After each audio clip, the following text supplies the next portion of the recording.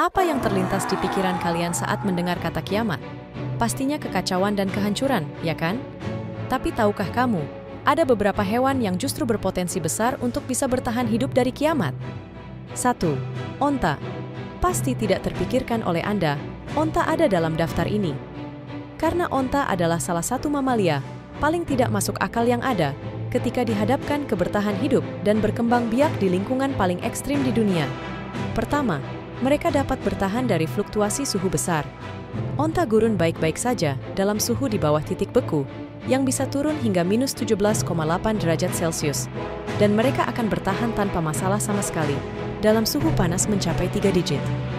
Mereka juga bisa berbulan-bulan tanpa makanan, menyimpan nutrisi di punggung mereka, dan melambatkan metabolisme mereka untuk menghemat energi sambil menunggu mendapatkan makanan.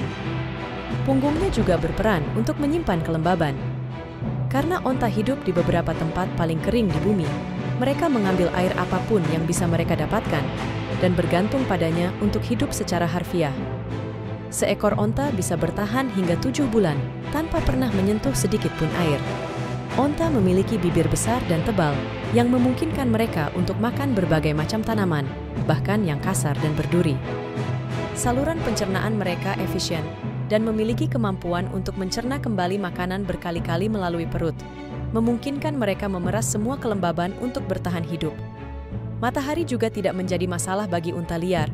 Salah satu contohnya, mereka secara naluri menghadapkan tubuh ke arah matahari sepanjang hari, sehingga wajah mereka menerima paparan sinar matahari paling berat, dan tubuh mereka menghadap ke samping. 2. Hydra. Sebagai makhluk mikroskopis air tawar, memiliki sejumlah adaptasi untuk bertahan hidup dalam lingkungan yang berubah. Hydra memiliki kemampuan luar biasa untuk meregenerasi bagian tubuh yang hilang.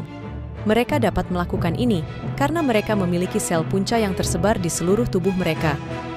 Ketika bagian tubuh mereka rusak atau terpotong, sel-sel punca ini dapat berkembang menjadi berbagai jenis sel yang diperlukan untuk meregenerasi struktur yang hilang.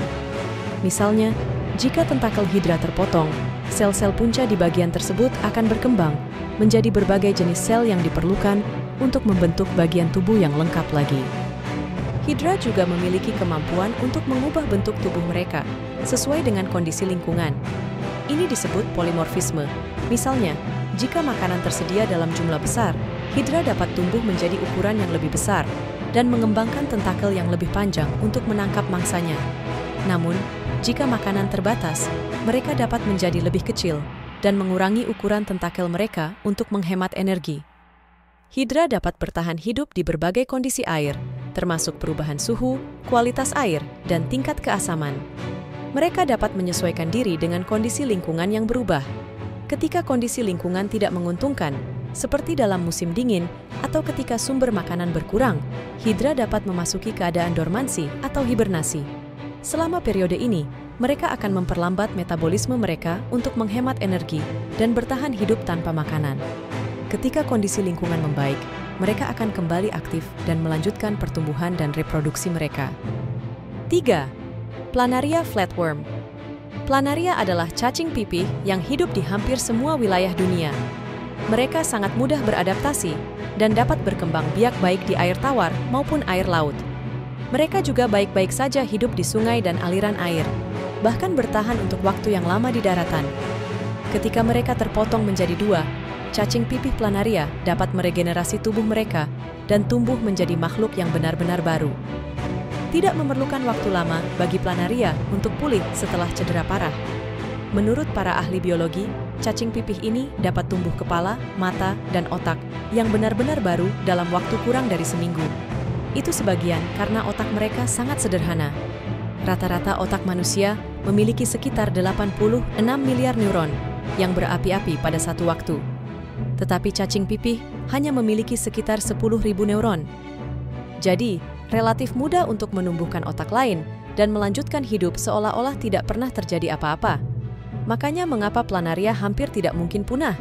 Karena mereka lebih mudah beradaptasi dan tahan banting daripada hampir semua makhluk lain di bumi.